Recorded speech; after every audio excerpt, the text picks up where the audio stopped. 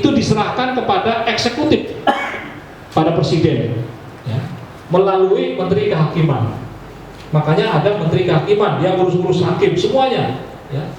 Tetapi mengenai putusan ilmunya itu Mahkamah Agung yang ngawal, sehingga ada istilah hakim itu kepalanya ada di Mahkamah Agung, tapi perutnya ada di presiden.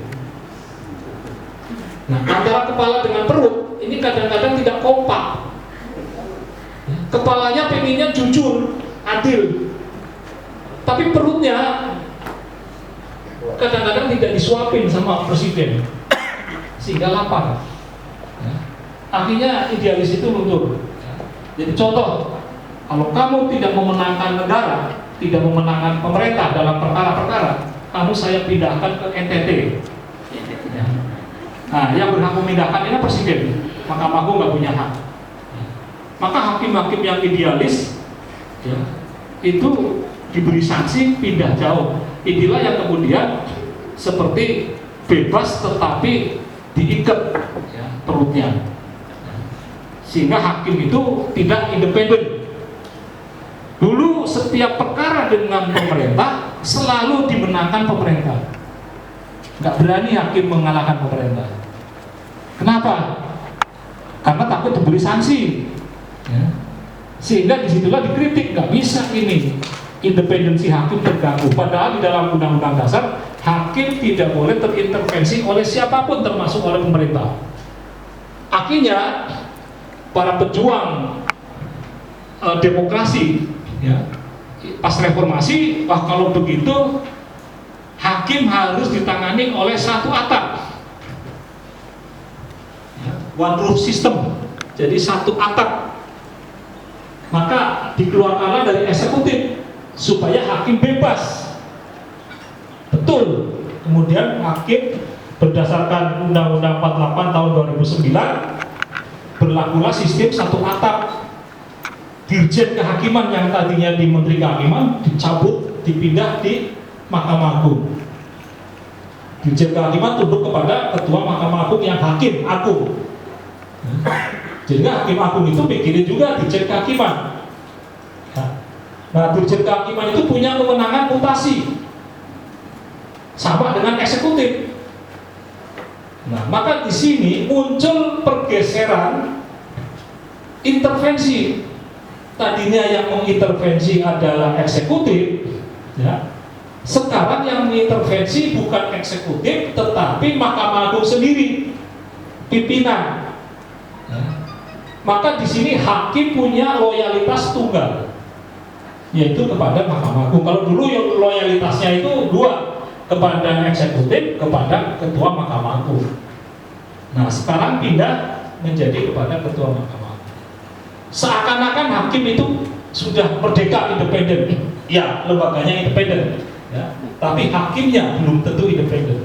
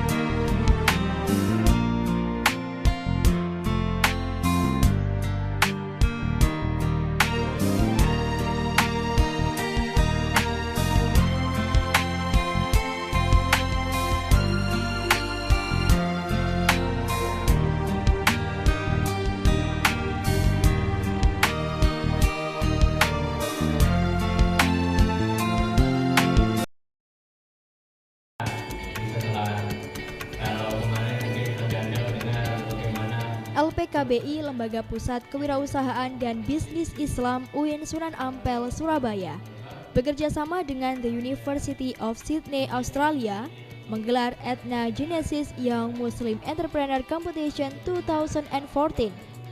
Tema kegiatan yang juga didukung Bank Indonesia dan HIPSI, Himpunan Pengusaha Santri Indonesia ini adalah Cultivating Ideas, Enhancing Opportunities.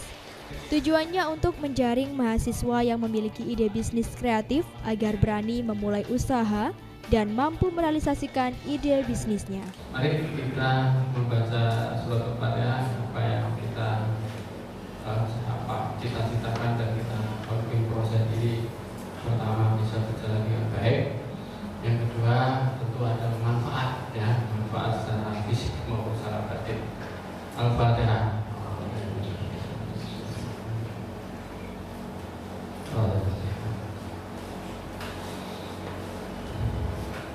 Dengan membaca Bismillah, Bisnis Proposal Workshop Ethna Genesis Young Muslim Entrepreneur Competition dengan resmi kita buka.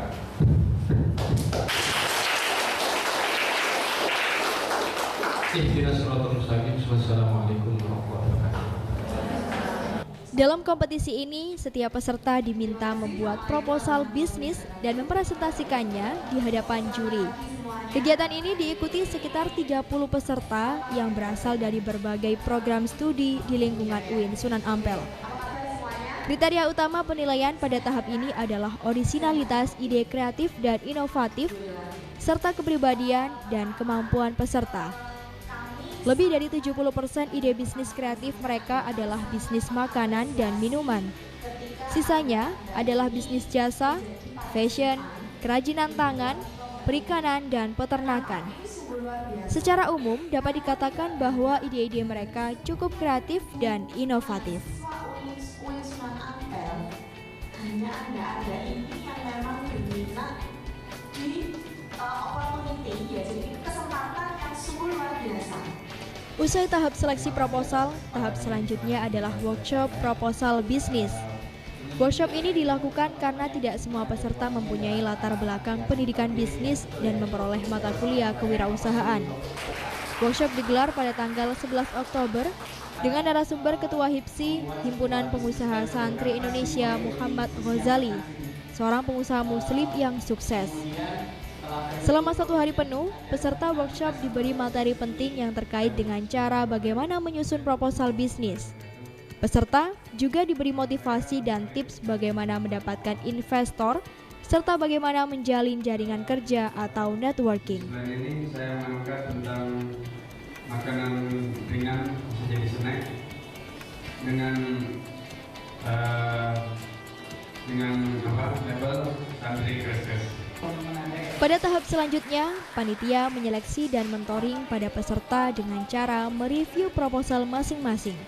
Kritik dan saran diberikan agar proposal menjadi baik dan layak dilanjutkan. Beberapa persoalan yang dikritik adalah kelemahan peserta dalam melihat potensi pasar, menentukan targeting, kreativitas dalam menjual, membedakan modal dengan biaya produksi, menghitung cash flow, serta kemampuan dalam melihat lingkungan.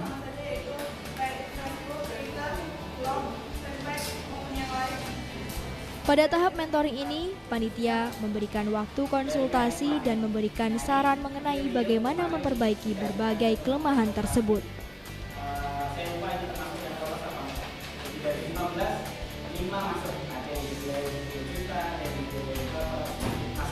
Usai tahap mentoring dan peserta memperbaiki proposalnya, selanjutnya dilakukan seleksi terhadap proposal untuk grand final. Kriteria utama penilaian pada originalitas ide dan usaha, kreativitas dan inovasi, potensi pasar, cash flow, analisis SWOT, dan kelayakan usaha. Hasilnya, dipilih 10 proposal terbaik yang terdiri dari 7 bisnis makanan dan minuman, 2 kerajinan tangan, dan 1 perawatan jenazah. Tapi dia yang di depan, ada yang bantu juga dari belakang. 4 orang, kemudian yang lolos 1. Pelaksanaan Grand Final dilakukan pada tanggal 4 November 2014 bertempat di Fakultas Syariah dan Hukum. secara baik dan bagus. Mungkin juga ada gagasan dari Bu Nur sampai pengembangan wirausaha dengan Australia dan lain sebagainya. Saya juga meminta kepada kedua jurusan, Ibu Dr. Haja Sugiyah MAG, untuk memasukkan agenda ini dalam RAKL. Dengan demikian ada program terstruktur yang kemudian bisa didanai. Puncak dari rangkaian kegiatan kompetisi ini dibuka oleh Dr. Haji Samsul Huda MAG. Beliau adalah Wakil Rektor 1 UIN Sunan Ampel, Surabaya. Dalam sambutannya, Wakil Rektor 1 berharap mahasiswa UIN Sunan Ampel ke depan harus mandiri, yakni mampu melakukan usaha yang bernilai profit. Resmi dibuka. Assalamualaikum warahmatullahi wabarakatuh. Adanya kompetisi semacam ini dinilai penting karena akan memotivasi mahasiswa menjadi seorang entrepreneur yang hebat di masa akan datang. Suka burger, kemudian ditambah nasi, Anda mengubah culture. Mungkin akan Anda masukkan di dalam produk ini, sehingga produk dengan harga 7.000 yang di sini katakanlah di kalangan mahasiswa atau anak-anak SMA, 7.000 itu apakah harga yang sudah pas? Melakukan segmentasi targeting dan positioning. Bertindak sebagai dewan juri pada Grand Final adalah Arif Afandi, Direktur PT Wirausaha Jatim, Muhammad Ghazali, Ketua HIPSI, dan Abdul Rohim, Wakil Redaktur Jawa Timur. Pada Grand Final ini, setiap peserta diberi kesempatan untuk mempresentasikan ide bisnisnya selama 10 menit, serta menunjukkan sampel produk yang mereka buat. Tidak hanya proposal bisnis para finalis saja yang dinilai oleh Dewan Juri, namun juga semangat dan motivasi peserta menjadi penilaian tambahan. Sehingga kita semua bisa berkumpul di sini dan akhirnya saya bisa berdiri di depan sini untuk mempresentasikan produk saya. Assalamualaikum warahmatullahi wabarakatuh. Waalaikumsalam warahmatullahi wabarakatuh. Pada kesempatan hari ini saya ingin mempresentasikan tentang produk saya, yaitu omelette-nya Indonesia. Saya di sini akan mempresentasikan bisnis plan saya. Perkenalkan, nama saya Rabi Latifah. Saya asal dari Ciamis, Jawa Barat. Saya sebelum ada inovasi hanya berupa sehari-hari dengan bungkusan plastik dengan pemasarannya sederhana. Di sini bisnis plan saya adalah Dari 10 peserta yang masuk Grand Final, dipilih 3 orang pemenang utama dan 2 pemenang harapan. Juara 1 diraih M. Afif Fatihuddin Zain dengan ide bisnis susu kedelai. Juara 2 diraih Nurul Nisa dengan ide bisnisnya es krim sayur. Juara 3 diraih oleh Vidya Fitri Hidayati dengan ide bisnis perawatan jenazah. Sedangkan juara harapan 1 diraih Faiza Fajrina Firdaus dengan ide bisnis makanan omurice. Sementara juara harapan 2 diraih Anifatul Jannah dengan ide bisnis makanan Crayon Burger.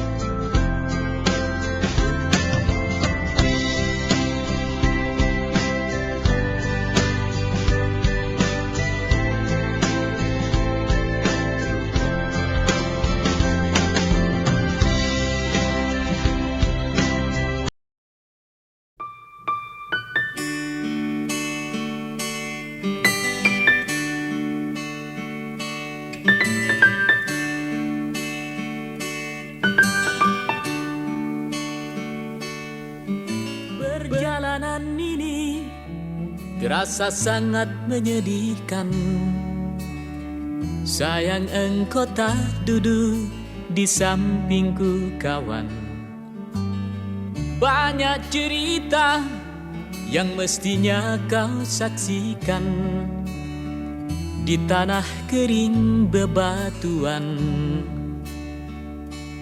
Oh, oh, oh, oh, oh.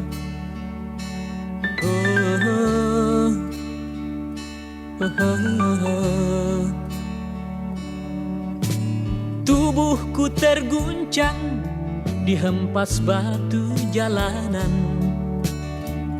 Hati tergetar menampak kering rerumputan. Perjalanan ini pun seperti jadi saksi. Gembala kecil menangis sedih.